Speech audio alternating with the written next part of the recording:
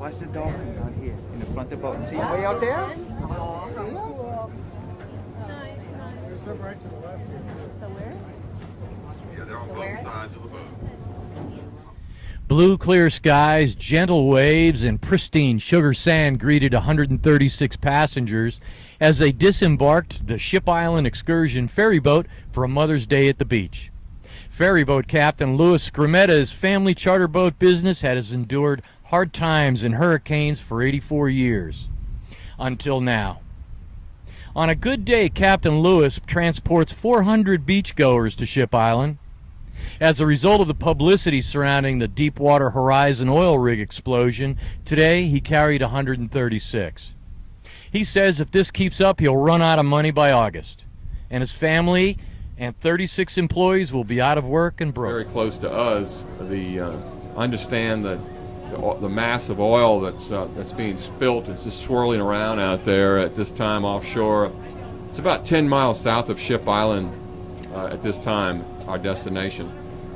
So far we've been lucky at staying off the islands, but I think it's just a matter of time with the amount of oil that's flowing.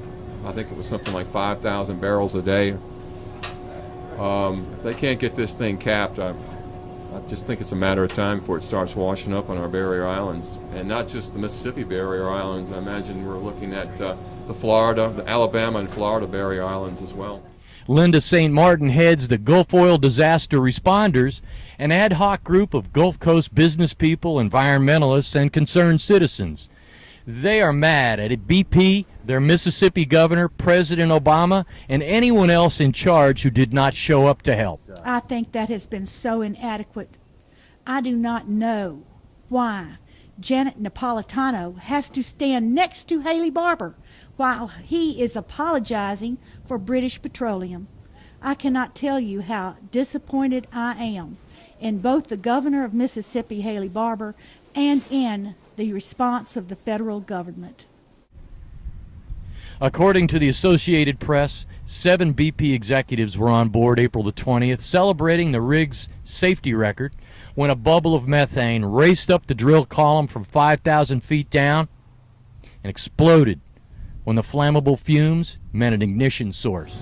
Yeah, I heard they had some bigwigs from BP on there. I think they were celebrating that they discovered oil. You know, this was an exploratory well.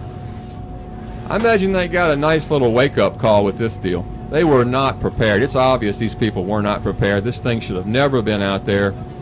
They were too much, too soon, not enough emergency contingencies in place, and obviously they're in trouble. In the explosion, scores were injured and 11 workers disappeared and have not been found. Linda St. Martin. There are 11 families who lost their breadwinners when that rig exploded. Nothing is being said about them. They're being swept aside and under the table. No attention is being given to them.